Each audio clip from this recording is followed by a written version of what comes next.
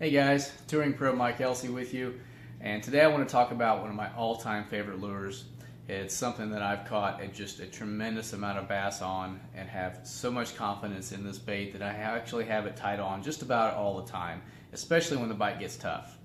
And quite frankly, if you haven't used this bait yet, you've really been missing out in the past few years. And the bait that I'm talking about today is the Senko. Now there's a bunch of different ways that you can fish this bait. I'm just going to cover a couple today, but I would like to share with you a few tips on how you can change the rate at which these things fall that can often trigger a few more bites. First of all, probably the most common way that a Senko is fished is weightless.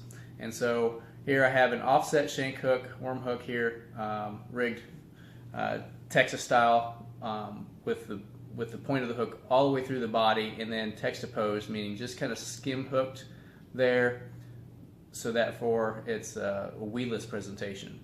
And so as this bait falls, it falls horizontally just like you see it now, except that it just has this nice little wiggle and shimmy as it goes down, and really does a great job at triggering strikes.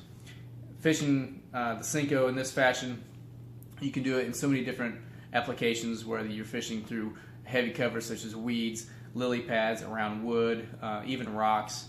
One of my favorite ways to fish this is if I'm skipping docks. A lot of times, especially in high pressured lakes, docks are really good pieces of structure that hold fish and hold a lot of big fish.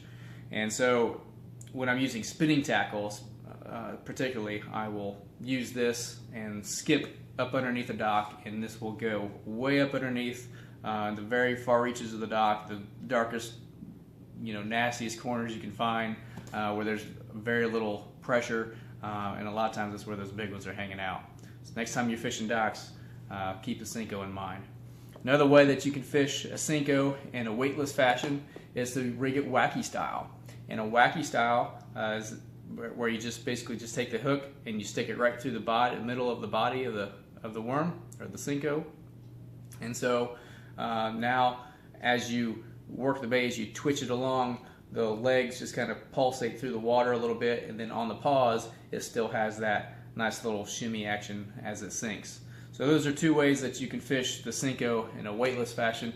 Of course, a Texas rig, a standard Texas rig where you have a bullet weight at the end of the at the end of the line, often helps you fish these baits in a little deeper water. Really good to fish around or through the weeds. Again, lily pads and wood especially can really catch a lot of fish that way.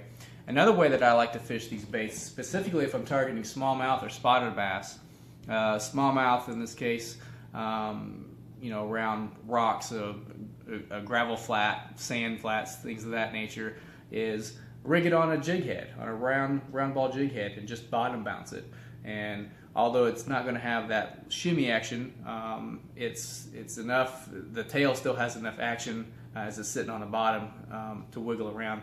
It really catches a lot of fish that way. So that's something that you can also think about, different ways that you can fish the Senko. Now, as I mentioned before, there are a couple different ways in which you can change the rate at which these baits fall in the water column. Sometimes the bass want a slower presentation, meaning they want to see that bait fall just at a real slow pace, where at other times fish may be more aggressive, and the faster that bait can fall can trigger a few more bites. Now, a couple different ways to accomplish this is, number one, by varying your line size. Usually when I'm fishing a Senko, I typically use fluorocarbon line, anywhere from 10-pound test all the way to 25-pound test. If I want that bait to fall at a much slower pace, I'm going to use a heavier line, 20 to 25-pound test line, and that's going to cause that bait to fall slower. On the other side of the coin there, if I want that bait to fall a little bit faster, I'll downsize my line a little bit, especially in really clear water situations, as long as I'm not fishing around a lot of heavy cover. So that is something I do want to caution you about. If you do decide to downsize your line, be careful with where you're fishing around. You probably don't want to use 10-pound test up around a lot of docks or things of that nature. So just be careful. Now another way that you can accomplish that is by experimenting with the size or the gauge wire of the hooks that you're using. For example, this hook, I don't know if you can see that very well, but this is a heavy wire hook versus a light wire thin hook.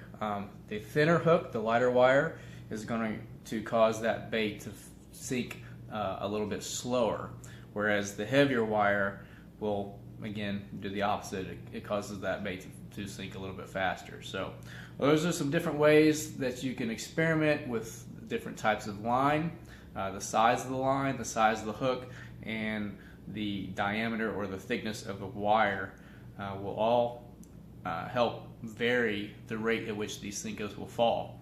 And so you just kind of have to play with it a little bit and see let the fish tell you what to do. And if you can remember some of these things, the next time you're out, get you some Senkos if you haven't yet got them. And I promise you will catch some more fish. Thank you for watching this video, and if you have any questions or comments about anything that I cover or even haven't covered, please feel free to get a hold of me. You can contact me through the website elseaprofishing.com, and I will be sure to get back with you. So until next time, God bless, and I hope to see you in the